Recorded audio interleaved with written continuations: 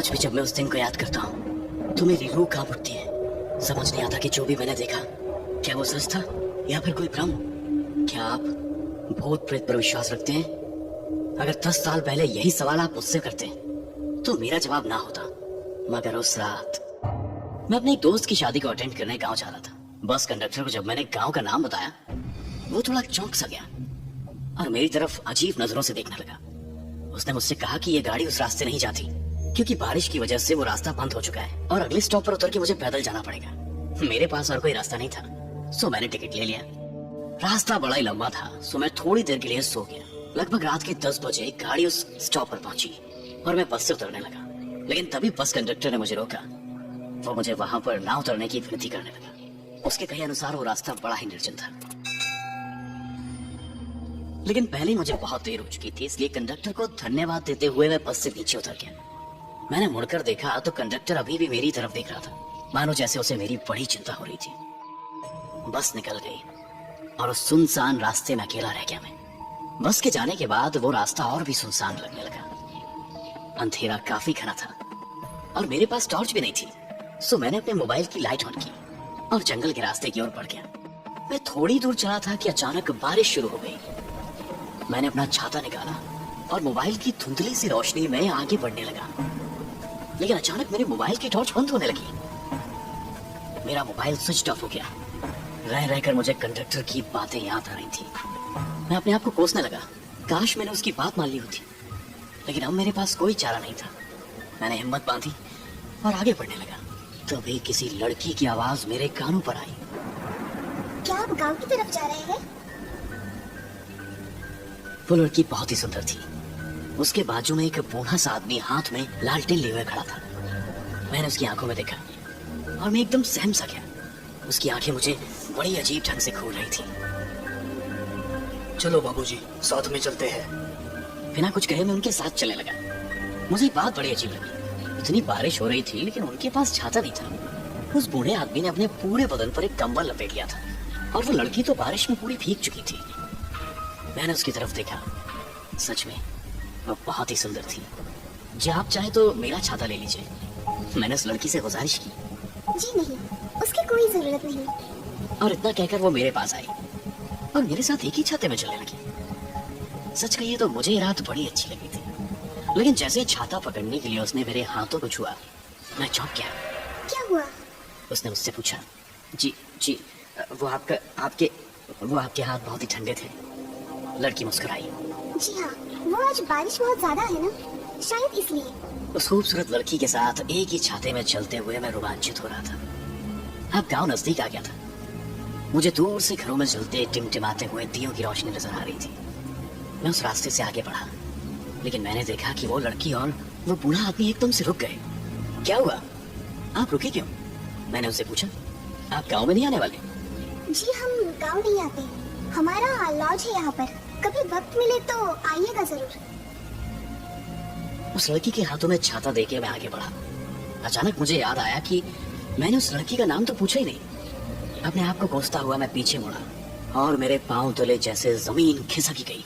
वहां पे कोई भी नहीं था। मैं आगे फाड़ फाड़ कर देखने की कोशिश करने लगा।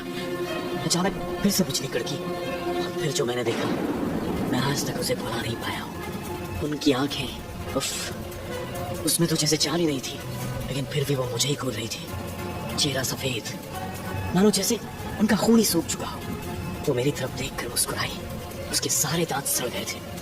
हमारा लॉज है यहाँ पर, कभी वक्त मिले तो आइएगा जरूर। मैं आपकी राह देखूंगी।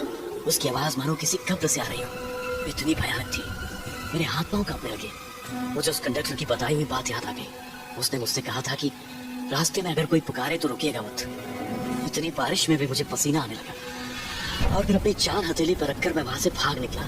पता नहीं मैं कितनी देर भाग रहा था। गांव में पहुंचते ही मैं बेहोश होकर गिर गया। उसके बाद क्या हुआ मुझे नहीं पता, लेकिन 2 दिन बाद मुझे होश आया।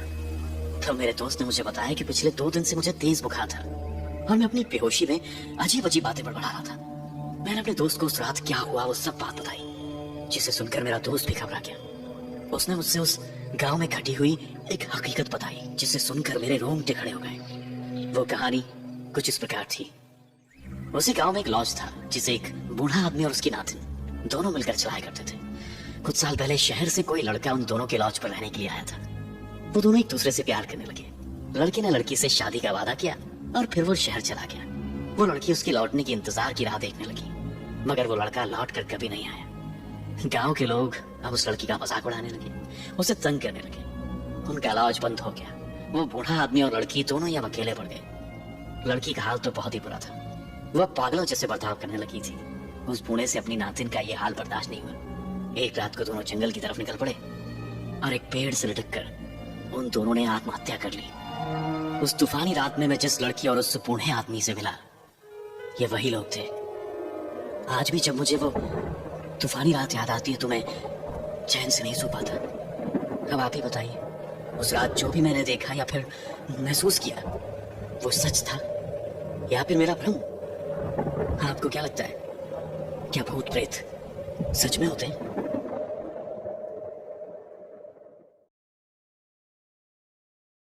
नीलेश का परिवार एक सुखी परिवार था। वो, उसकी पत्नी शर्मिला और उनकी 14 साल की बेटी स्वरा। हाल ही में वो एक नए मकान में शिफ्ट हुए थे, जहाँ पर नीलेश ने कुछ नया फर्नीचर भी खरीद लिया था, जिसमें एक पुरानी सी तस्वीर भी थी। जी हाँ, ये वही तस्वीर है जिसने दादाजी की जान ली थी। नीलेश ने वो तस्वीर स्वरा के बेडरूम में लगाई थी। नीलेश खुद एक आर्टिस्ट था और उसे आर्ट की बड़ी अच्छी समझ थी, लेकिन न जाने क्यों शर्मिला को वो तस्वीर बिल्कुल पसंद नहीं थी। एक रात शर्मिला को स्वरा के बेडरूम से कुछ आवाजें आने लगी। जब शर्मिला स्वरा के कमरे में पहुंची, उसने देखा कि स्वरा उस तस्वीर की तरफ देखकर मुस्कुरा रही है। शर्मिला को ये बात बड़ी अजीब लगी। किससे बात कर रही हो स्वरा? नहीं तो मैं कहाँ बात कर रही हूँ? शर्मिला स्वरा के कमरे में से बाहर आई। जैसे ही उसने कमरे के बाहर कदम रखा, अंदर से फिर से हंसने की आवाजें आने लगी। अगले दिन शर्मिला ने ये बात नीलेश को बताई, लेकिन नीलेश ने इस बात को हंसी मजाक में टाल दिया।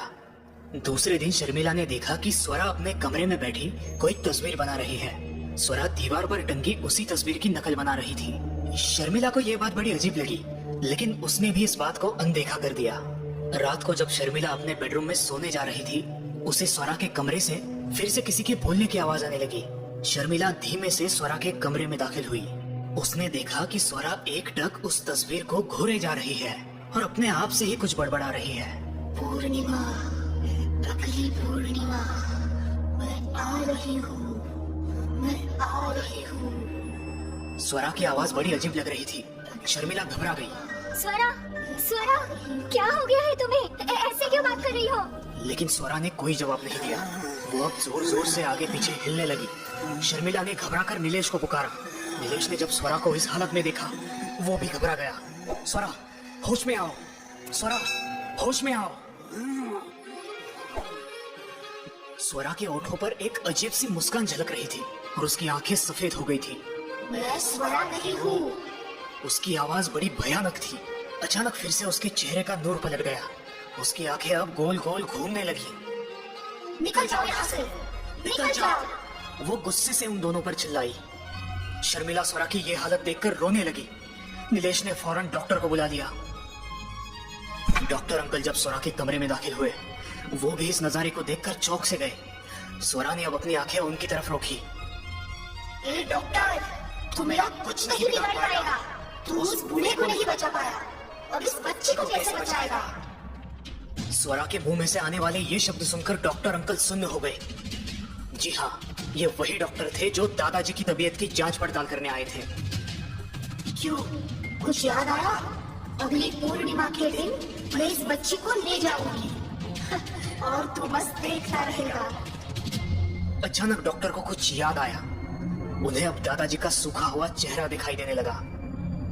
उन्हें याद आया कि दादाजी दीवार पर टंगी एक तस्वीर की तरफ देखकर कुछ कहना चाहते थे। डॉक्टर अंकल की नजर अब दीवार की तरफ गई और उनके पांव मानो जैसे जमीन में जम ही गए। यह तो वही तस्वीर है। वो फुटफुटाए। उन्हें दादाजी के शब्द याद आने लगे। पूर्णिमा, अगली पूर्णिमा। दादाजी की मौत पूर्णिमा के दिन ही हुई थी। यह तस्वीर यहाँ पर कैसे आई? जी, मैंने वो कबाड़ खाने से खरीदी थी। क्यों, क्या हुआ डॉक्टर साहब? डॉक्टर को अब सारी बात समझ आ गई। तभी स्वरा डॉक्टर को घूरते हुए बोली, तू ठीक समझा। मैंने ही उस बूढ़े की जान ली थी और अब इस लड़की की बारी है। डॉक्टर के माथे पर पसीना जमा होने लगा। वे कांपते हुए उस कमरे से बाहर आए। उन्होंने दादाजी की पूरी हकीकत नीलेश और शर्मिला को बताई। मुझे लगता है कि आपको उस तस्वीर को वहां से हटा देना चाहिए, या फिर बेहतर है कि आप उसे जला ही दें। लेकिन आपको यह काम पूर्णिमा के दिन ही करना होगा। इतना कहकर डॉक्टर अंकल वहां से निकल गए। आखिर पूर्णिमा की वो भयानक रात आ ही गई। नीलेश और शर्मिला दोनों ही स्वरा के कमरे में आए। स्वरा अपने बेड पर सो रही थी। नीलेश ने स्वरा के हाथ पैर रस्सी से बांध दिए और दीवार पर टंगी तस्वीर निकालने के लिए वो आगे बढ़ा। लेकिन तभी स्वरा ने अपनी आंखें खोली और वो पागलों की तरह झटपटाने लगी। मैं तुम्हें जिंदा नहीं छोड़ूंगी, मार डालूंगी, मार डालूंगी। वो जोरों से चिल्लाने लगी। कमरे का माहौल एकदम से बदल गया। भूकंप के झटके की तरह पूरा कमरा कांपने लगा। स्वरा का चेहरा पूरी तरह बदल चुका था। नीलेश ने वो तस्वीर निकालकर जमीन पर पटकी और अपनी जेब में से माचिस निकालकर वो उसे जलाने की कोशिश करने लगा। लेकिन डर के मारे नीलेश के हाथ कांप रहे थे। तुम ऐसा नहीं कर सकते, नहीं कर सकते। स्वरा जोरों से चिल्लाई। वो अपने आप पलंग से ऊपर उठकर हवा में तैरने लगी। जल्दी करो नीलेश, जल्दी करो, उस तस्वीर को जला दो। छोड़ो मुझे, मैं तुझे नहीं छोड़ूंगी। स्वरा उन्हें छोड़ दो, मुझे मारना चाहते हो, छोड़ो उन्हें, मुझे अरे पापा। स्वरा नीलेश का गला दबाने लगी। ये क्या कर रही हो स्वरा, छोड़ दो उन्हें। शर्मिला चिल्ला रही थी। मैं स्वरा नहीं हूँ, मैं स्वरा नहीं हूँ। नीलेश की आंखों के सामने अब अंधेरा छाने लगा। उसे अपनी मौत नजर आने लगी। लेकिन तभी कमरे का दरवाजा खोलकर डॉक्टर अंकल वहां पर आ पहुंचे। उनके हाथों में पेट्रोल से भरी हुई एक बोतल थी। उन्होंने वो सारा पेट्रोल उस तस्वीर पर छिड़का और अपनी जेब में से लाइटर जलाकर उस तस्वीर पर फेंक दिया।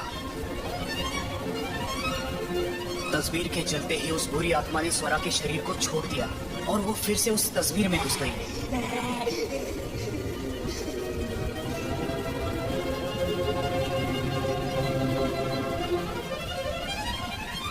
आखिरकार वो तस्वीर जल के राख हो गई और उसी के साथ वो दुष्ट आत्मा भी हमेशा हमेशा के लिए मुक्त हो गई। शेयर करें और हमारे चैनल को सब्सक्राइब करें। शुक्रिया।